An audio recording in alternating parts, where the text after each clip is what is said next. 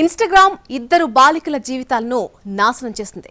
ఆ సోషల్ మీడియాలో పరిచయమైన యువకులు ఇద్దరు అమ్మాయిలను ట్రాప్ చేశారు. ఆపై వారిని ఓయో రూమ్స్ కు తీసుకువెళ్లి అత్యాచారం చేశారు. బాలికల తల్లిదండ్రుల ఫిర్యాదుతో రంగంలోకి దిగిన పోలీసులు వారిని పట్టుకున్నారు. తర్వాత సోషల్ మీడియా వాడకం విపరీతంగా పెరిగిపోయింది. ముఖ్యంగా కరోనా తర్వాత పిల్లలు కూడా ఆన్లైన్ చదువుల పేరుతో స్మార్ట్ ఫోన్స్ వాడడం షురూ అయింది. దీంతో వారికి కూడా సోషల్ మీడియా అకౌంట్లు క్రియేట్ అయ్యాయి. వారు కూడా మాట్లాడడం, చాట్ చేయటం షురూ చేశారు. సోషల్ మీడియా వల్ల మంచి కంటే చెడే ఎక్కువగా జరుగుతోందని చెప్పొచ్చు. ఎందుకంటే ఇన్‌స్టాగ్రామ్ లాంటి సోషల్ మీడియా యాప్లు మైనర్స్ పాలిట శాపంగా మారాయి. వారిని కొంతమంది కేటుగాళ్లు ఈజీగా ట్రాప్ చేస్తున్నారు. అలాంటి ఘటనే హైదరాబాద్లోని అల్వాల్లో జరిగింది. ఇద్దరు మైనర్ బాలికలను ఇద్దరు కీచకులు ట్రాప్ చేశారు. ఆల్వాల్ పరిధిలో ఇద్దరు బాలికలు మిస్ అయ్యారు. తమ కూతుళ్లు కనిపించడం లేదంటూ తల్లిదండ్రులు పోలీస్ స్టేషన్లో ఫిర్యాదు చేశారు. కేసు నమోదు చేసిన పోలీసులు దర్యాప్తు ప్రారంభించారు.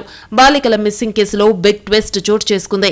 ఇన్‌స్టాగ్రామ్లో మచ్చ బొల్లారంకి చెందిన ఇద్దరు బాలికలతో యువకులు పరిచయం పెంచుకున్నారు.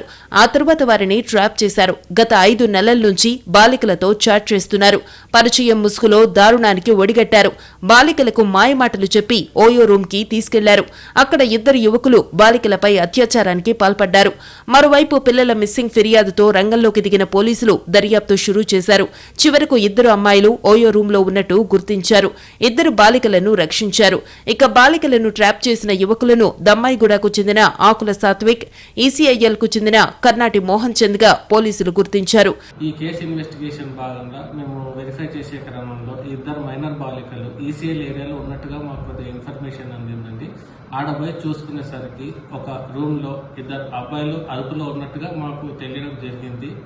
ఆన్ ఫర్దర్ వెరిఫికేషన్ వీళ్ళిద్దరూ వాళ్ళ మీద కొద్దిగా రాంగ్గా చేసినందుకు దాని మీద ఫర్దర్ వెరిఫికేషన్లో తేలింది. ఈ ఇద్దరు అబ్బాయిలపై కేసు నమోదు చేసి పోక్సో మరియు బిఎన్ఎస్ చట్టాల ప్రకారంగా జ్యుడిషియల్ రిమాండ్కి తరలించడం జరిగిందండి.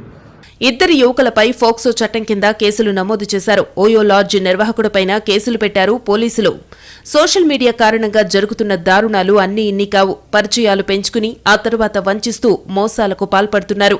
ఇలాంటి ఘటనలు రోజురోజుకు ఎక్కువైపోతున్నాయి. ఇటీవల ఇలాంటి సంఘటనలు కోకొల్లలుగా జరుగుతున్నాయని తల్లిదండ్రులు అప్రమత్తంగా ఉండాలని పోలీసులు చెబుతున్నారు.